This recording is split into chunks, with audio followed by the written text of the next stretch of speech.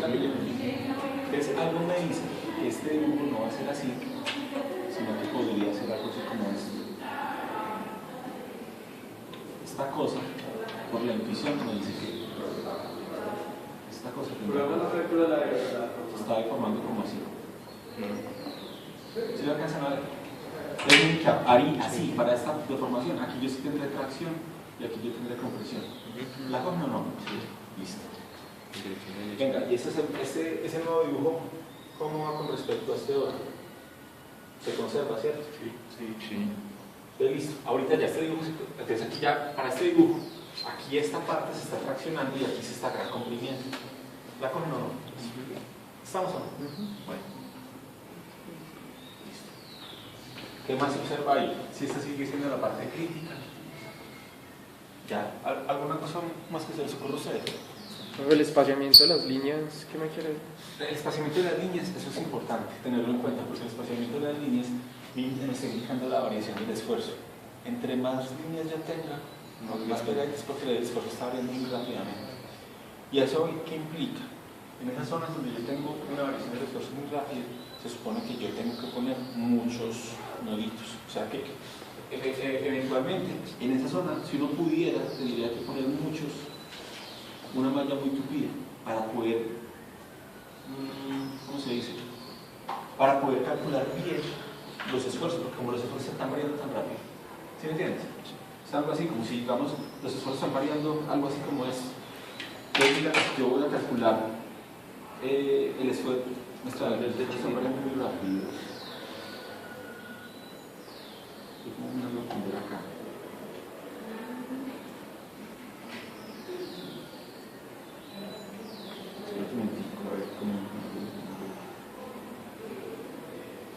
Bueno, no sé cómo justificarlo ahorita, pero el hecho es, en esas zonas donde yo tengo unas variaciones de esfuerzo muy rápidas, uno debería tener una malla muy uniforme, pero aquí pues nos queda muy berraco. Ustedes en la vida real no utilizan elementos finitos. Y entonces, cuando uno tiene una variación de esfuerzos tan concentradas, en el método de los elementos finitos, uno lo que hace es que ahí pone muchos elementos pequeñitos, empieza a discretizar, porque ahí yo necesito muy buena resolución. Y entonces en esas zonas uno tiene que concentrar triángulos. ¿Sí? Ustedes van a ver cuando utilizan elementos finitos. ¿Se han fijado que en elementos finitos todas las estructuras se dividen como en triangulitos? Sí. ¿Sí? Aquí ya, vamos aquí. Carga pues. Bueno, ahora empieza a cargar.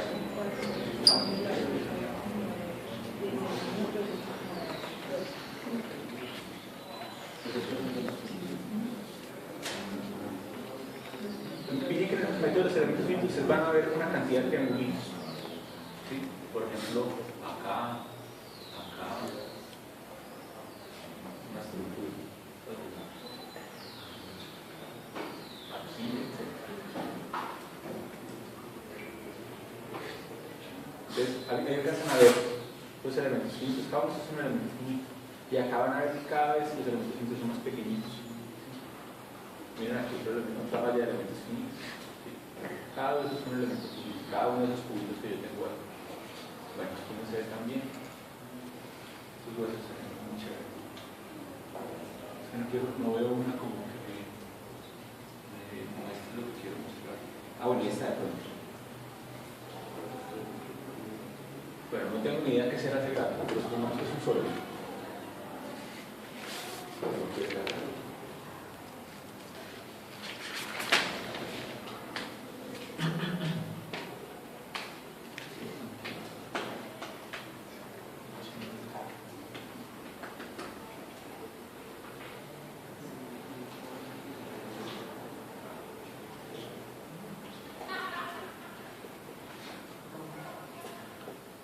Creo que hay una relación de los elementos finitos y los fractales. No, O sea, como los finitos. no, son cosas muy diferentes. Miren este. Los fractales son figuras que se autorrepiten. Si uno empieza uno y se autorrepite. Los elementos finitos no nada que ver. Son cosas totalmente diferentes. Miren, pero esta mano, es como un talud y aquí estoy como anclando el suelo. ¿Se fijan? Pues anclan el suelo. Entonces, miren que ustedes aquí tienen que los elementos finitos son muy gruesos. ¿Sí? Y acá los elementos finitos la malla es un poco más tupida, y ahí es porque yo necesito más resolución. más detalle en los cálculos. Miren esta parte de acá, ustedes ven aquí unos elementos muy gruesos y aquí en estas esquinas entrantes y pillan que hay una malla más tupida. ¿Sí? Y esa malla tupida se da porque si digamos en esa área yo estoy poniendo unas cargas, acá es donde yo tengo la parte crítica, donde tengo una variación alta de cargas. ¿Ves? Siempre que yo tengo, miren ahí, una variación muy alta, esas curvas de nivel están pasando muy rápido, o sea, hay curvas de nivel muy apretadas, yo tengo que poner muchos elementos finitos. Entonces, inicialmente empieza con una malla así, pero en estas zonas, eso uno coge. Simplemente es una herramienta y ahorita miramos en el software de registro. Es una herramienta donde uno dice, quiero, yo cojo y sobreo simplemente esta zonita, como marco aquí, de acá hasta acá, es como que se crea un rectangulito.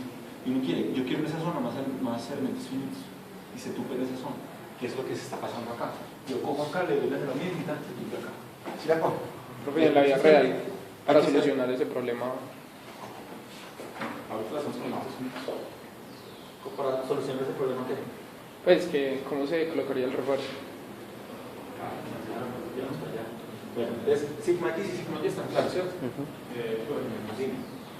Ahí en el encontramiento de los esfuerzos como a compresión que son en la esquina. Eso no se saca, Sí.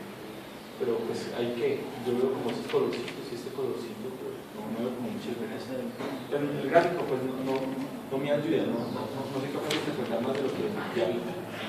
No sé si subes a la escapatoria de algo más, pero yo no. Es como ver radiografías, pues. Es puro ojo químico.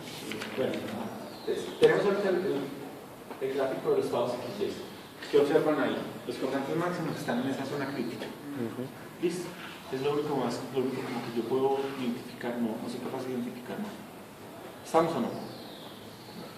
Y a mí, ¿por qué se me ocurrirá qué es la zona crítica? Porque de algún modo, pues esta carga está de algún modo queriendo arrancar este pedazo de sólido ahí, ¿sí o no? Pues acá es como haciendo esta trampa, como hacer ese corte ahí, la pilla no, algo así, es lo que me gustaría ver. Bueno, ahora miremos los epsilon X. Entonces, ¿qué pasó? Nosotros calculamos los sigma X, sigma Y y tau XY.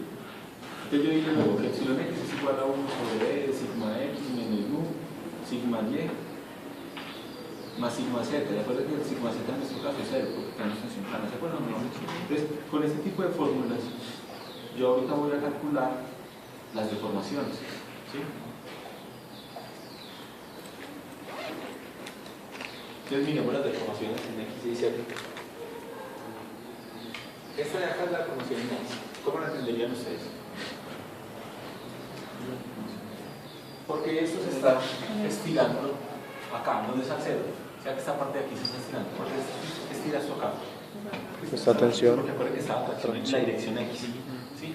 ¿Yo qué más observo ahí? Porque arriba se está contrayendo. Porque estaba compresión. ¿Qué más se observa? Porque la dirección X aquí se está contrayendo. ¿Por qué? Porque el Y se estaba estirando. Era puro ver que ellos pasaron ahí. ¿Listo? Bueno, eso es como lo que alcanzado a observar ahí. Entonces, claro, tendrán que hacer esto. Entonces, aquí se dirán. Entonces, pues acá, una cosita acá.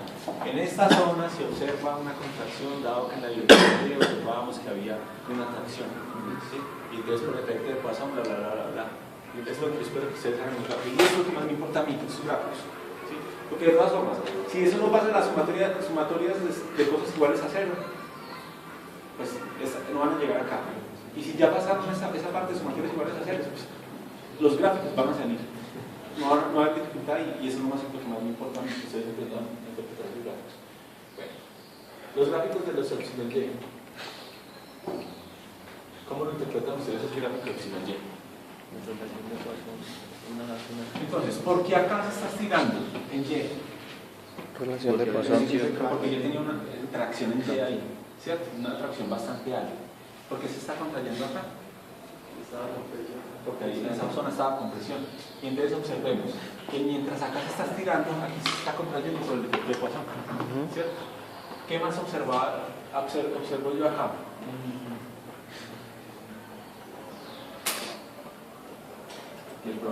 Esta coloración, ahí se está estirando un poquito en Y, en esta zona, ¿cierto? ¿Qué más se observa por ahí? Yo no veo como más. De pronto acá, que aquí, como aquí se está contrayendo, Lateralmente, ¿qué estará pasando en Y? De pronto está estirando un poquito, pero no es mucho lo que se estira. ¿Estamos? Bueno, no veo más. ¿Ustedes ven algo más? Hagámosle ahorita al gráfico del epsilon z.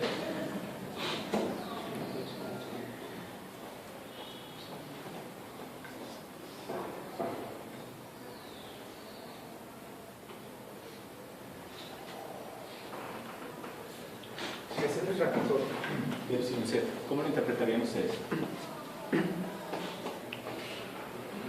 Por efecto Poisson solo se puede.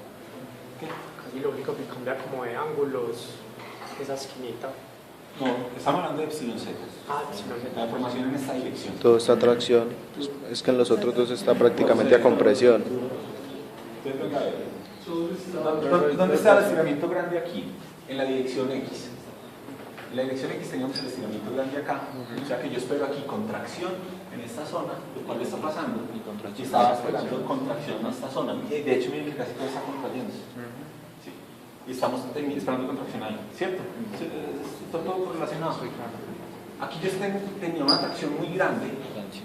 ¿Sí? Y aquí se estaba, en Y se estaba, en X se estaba contrayendo por efecto de Poisson. Ya se tendrá que contraerse por efecto de Poisson también. ¿Qué más observen? Aquí parece que había una tracción muy grande, pero una compresión muy grande. En X estaba, en X acá se estaba contrayendo. ¿Se acuerdan? Acá se está estirando un poquito. Y acá tendrá que estirarse un poquito. Esto, miren que ahí se está estirando. Está el cero, ¿sí pillan? Pero no son proporcionales los colores. No, los colores no son proporcionales, porque miren la escala. Miren la escala de colores. Este vale 10 a la menos 7, y aquí en este es 10 a la menos 8, y aquí vale 10 a la menos 7. No, 10 a la 7, perdón, 4 a la menos 7, y aquí es 5 a la menos 7, y aquí es... ¿Sí ven que no son la misma cosa? Miren que se está viendo hasta menos 25 a la menos 8, y aquí es menos 2 a la menos 7. No son la misma escala de colores, hay que tener en cuenta eso. ¿Estamos o no? Sí. Uno sí podría hacer perras y mandar pues para sacarlas exactamente de la misma escala de colores, pero eventualmente podría ser que todo el gráfico sale como a sus dos, porque todos estamos en una sola. Bueno, este gráfico, más o menos lo pueden entender. Sí. Miremos el gráfico de los estados XY. Este pongámoslo acá. ¿Cómo entienden ustedes ese gráfico de los gamas XY? Gamma XY.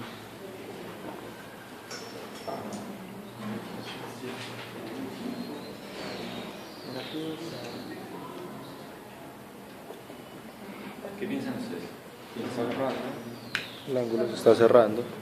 El ángulo se cierra. ¿Dónde? En la parte oscura. En la parte oscura. Miren que acuérdense, En la esquina se abre. gamma XY positivo es una cosa así, ¿sí o no? Y gamma XY negativo era una cosa así. Si esto se está estirando así, ¿qué pasó con el elemento que finalmente era como recto? Miren que aquí como que se cerró, ¿sí o no? Sí. O sea que la hipótesis que teníamos que como que se iba a hacer la deformación.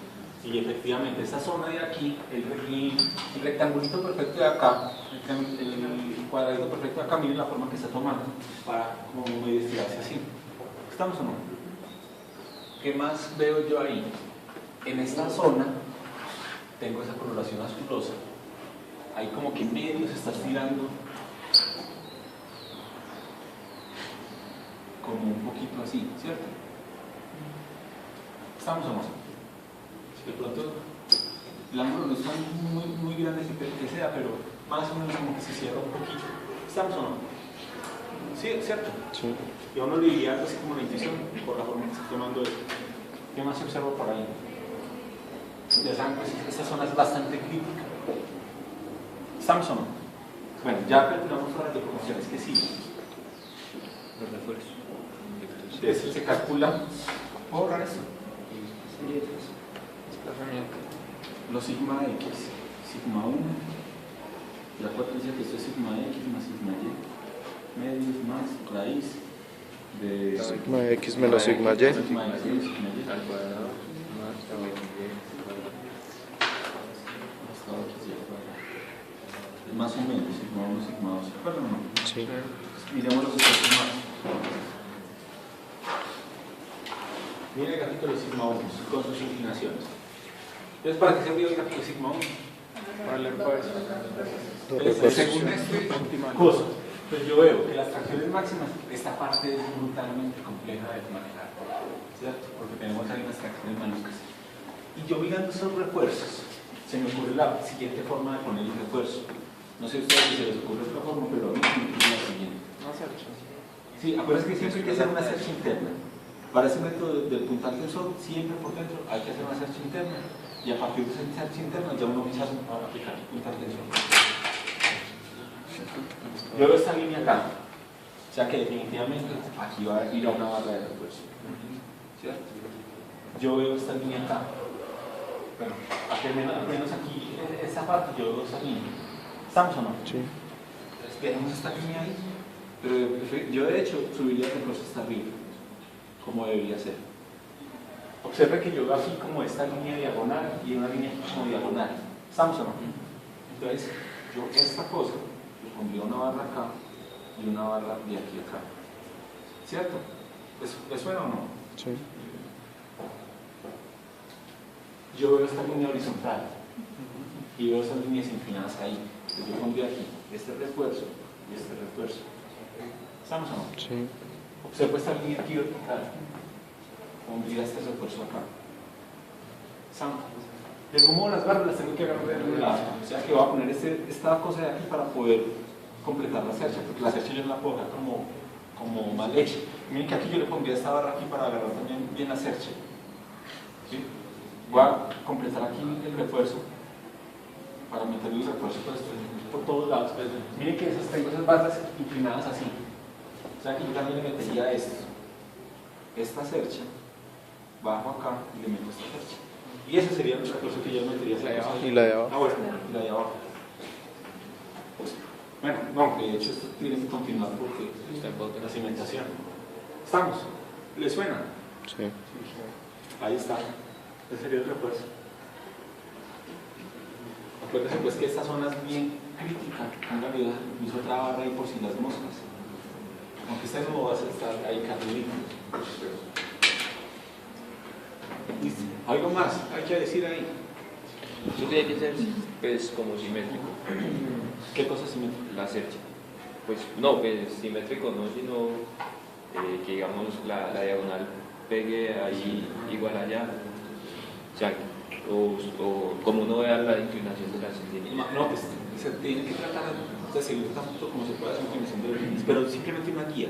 ¿Sí? Recuerda que ese es el primer paso para empezar a aplicar puntal tensor. Ya con puntal tensor, usted textualmente diseña la cantidad de refuerzo aquí, diseña la cantidad de refuerzo acá. Hay unas zonas donde está compresión de esa cercha. Si yo analizo esta cercha, bajo esa carga que yo tengo acá, hay unas barras de esas que va a hacer compresión. ¿Sí? Por ejemplo, me imagino que es que no la veo aquí como tan breve. No habría que analizar esa compresión. Entonces, ahí no es que se diseñe no se le ponga una barra como tal, sino que en esa zona donde va a estar esa barra se diseña como un núcleo, un cilindro de concreto en el puerto de puntal tensor. Y ese cilindro de concreto yo lo tengo que diseñar como si fuera una barra. Y ese cilindro de concreto me tendrá que soportar la presión o la compresión que esa barra tendría que soportar. ¿Sí me entienden? No es que textualmente es todo el refuerzo ahí. Bueno, aquí estoy tratando de seguir el refuerzo ese, pero si hay una barra aquí que sea en compresión, el método de ese puntal es el que lo va a... Bueno, ya sabes, ese es el primer paso para ese método. ¿Por qué le coloca la barra horizontal ahí? Esta, simplemente para no dejar como la cercha como incompleta. Puede que esa sea la barra de compresión que estamos hablando ahí. Entonces el método simplemente ahí cogerá ahí y tendremos que diseñar, en vez de poner una barra, es diseñar una sección de concreto. Y esa sección de concreto tendrá que diseñarse para que aguante la carga de esa barra, si esa barra está en compresión. Bueno, entonces, puntal tensor, eso es diseño en concreto. Entonces un día se puede estudiar por su cuenta. Nos arroja esa. ¿Y para hacerle el diseño de refuerzo en otro programa o en qué? Puntal tensor. El método se llama puntal tensor. ¿Qué programa se lo presentamos a usted? No. El refuercito ese a mano. Sí. Hagan el dibujito a mano ahí tan. AutoCAD. Sí, una cosa así, un esquema así. Yo necesito que hagan eso en AutoCAD ni nada, son mano ahí, hacen un mamarracho bonito. Ah, bueno. Profesor, esto que uno lo ve en la literatura. Esa cosa ya es una cosa más de especialización. Ustedes en diseño avanzado alcanzan a ver losas, cimentaciones, sí, pero eso ya tendría que ser más como un curso de posgrado. Pero de todas formas estudian eso por cuenta propia, ustedes son capaces. No les dé pereza, pues, que porque no me lo enseñan en la universidad, yo no voy a seguir estudiando por mi cuenta propia.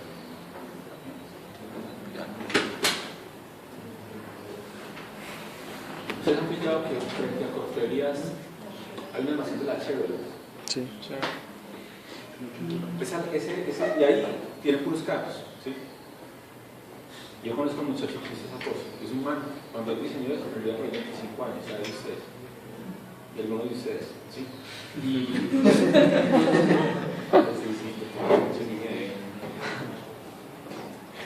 Entonces él me decía, el man es un man muy vicioso, ¿sí? Y él tiene pues especialización en estructuras y demás. Y yo me lo encontré alguna vez por ahí en la calle y me conté, no, vale, que estoy diseñando tales y tales. Y entonces él decía, yo nunca vi cómo diseñar losas postensadas, nunca. Sí, si mucho uno ve una viga postensada, encuentras, etc. Y él dice, yo me aquí, me leí todo un libro para poder entender cómo diseñar esa losa. Pero mira la actitud que tiene. No fue que se puso a coger el sapo a darle clic, de lo que sale. El más se leyó un libro entero para entender esa cosa cómo funciona. Para eso es una cosa que es lo que tenemos que hacer. ¿Sí me entienden? No le al sapo pues toda la carga. Entonces, para eso contrató al arquitecto de allí que decía que diseñaba una cansada. Bueno, listo. Vámonos entonces tienen la idea de cómo es esta cosa. Gráfico de sigma 2. Indicado. Las grietas. Entonces esa cosa se tendrá que agrietar así. Algo así parecerá. Y acuérdense pues que miren esas líneas por acá. Esas líneas por acá me indicaban esa grieta que uno pues la inició femenina y le decía tan por ahí se va a agrietar. ¿Sí o no? Sí. En séptimo sentido que ayer estudié una vez.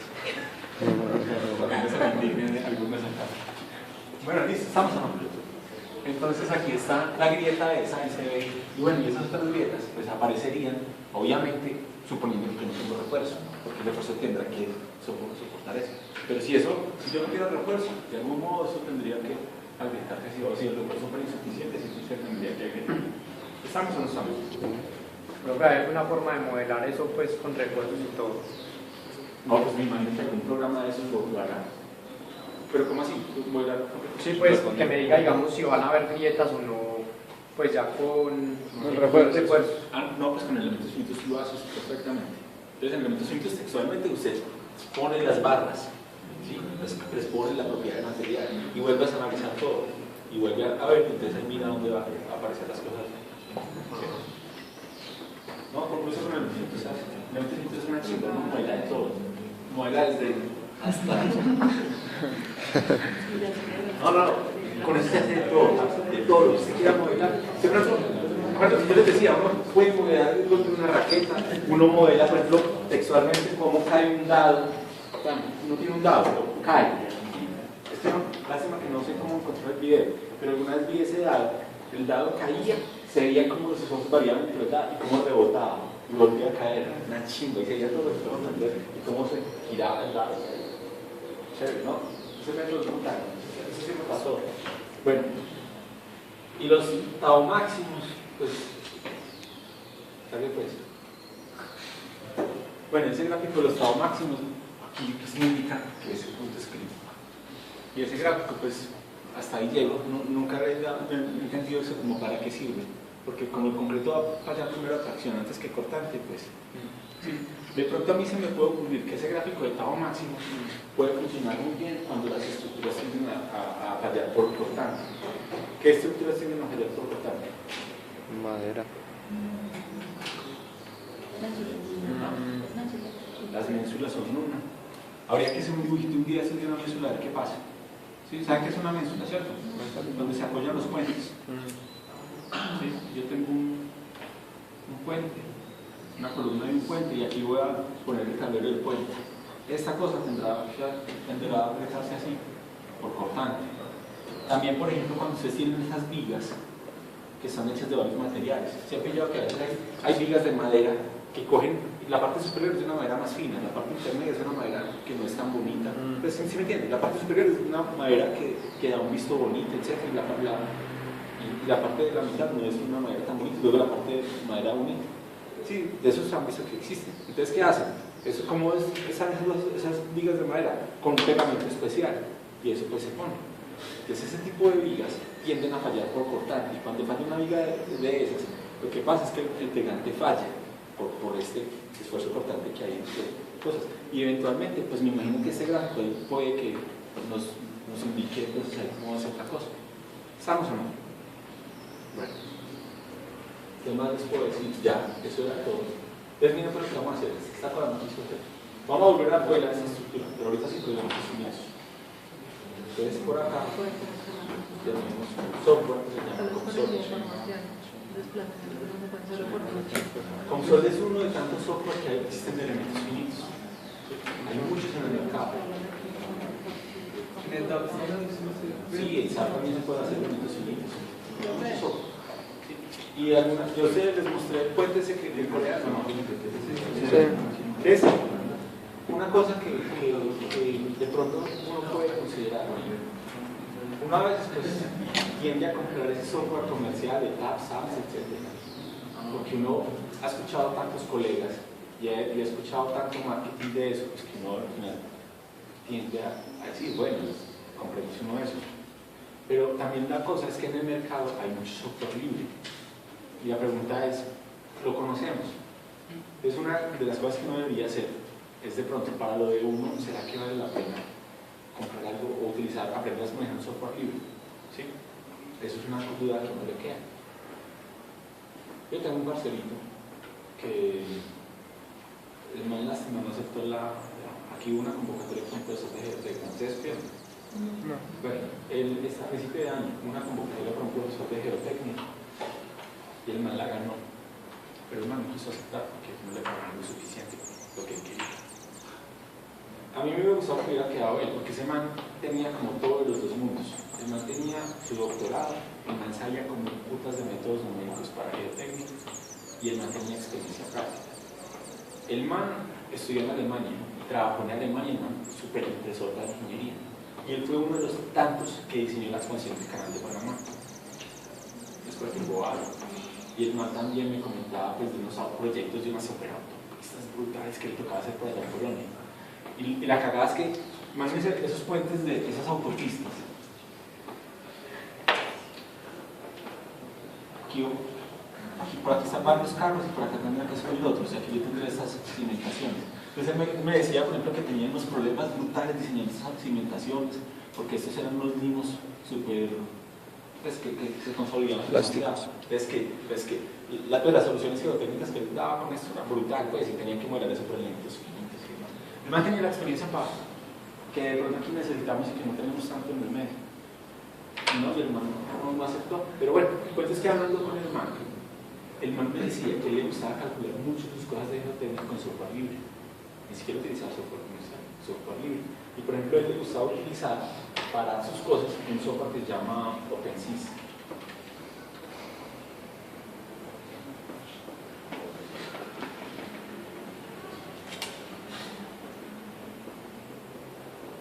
Bueno, si carga, pues. Y el console, bueno, te cargo. Pero se carga OpenSys. Bueno, entonces miren pues el console, mientras carga la cosa esa. El console es uno de tantos software que existen en elementos finitos. Y ustedes van a ver que muchos de esos software de elementos finitos se llaman software de multiplísima. ¿Por qué se llaman software de multiplísima? Porque es que el cuento es que todos los fenómenos interesantes, lo que yo les decía, las cosas de la ingeniería se muestran siempre con ecuaciones diferenciales. ¿Sí? ¿Y eso por qué? Porque cuando uno modela eso, pues está la variación del espacio, la variación del tiempo. Entonces, cuando es variación del tiempo salen videitos, así como el videito del puente ese que salió. Entonces, porque todo es variación en el tiempo. Siempre como hacemos las cosas que varían en el tiempo. Entonces, como muchos fenómenos físicos están hechos a punta de ecuaciones diferenciales, uno puede coger, digamos, en un problema que me involucra fluido y estructura, ¿sí? Entonces, cojo la ecuación diferencial de los fluidos, cojo las diferenciales de sólidos y las resuelvo las ecuaciones diferenciales al tiempo. ¿Sí? ¿Sí me entiendes? Hago como los sistemas de ecuaciones. Un parte del sistema de ecuaciones son de fluidos, otra parte es de sólidos, otra parte es de temperatura, etc. Y con eso se modelan fenómenos. Entonces esos software son especializados en modelar o resolver ecuaciones diferenciales de fenómenos físicos a partir de utilizando elementos físicos. Entonces, por eso este nombre. Pero ustedes van a ver aquí que con un software de eso ustedes pueden modelar una cantidad de fenómenos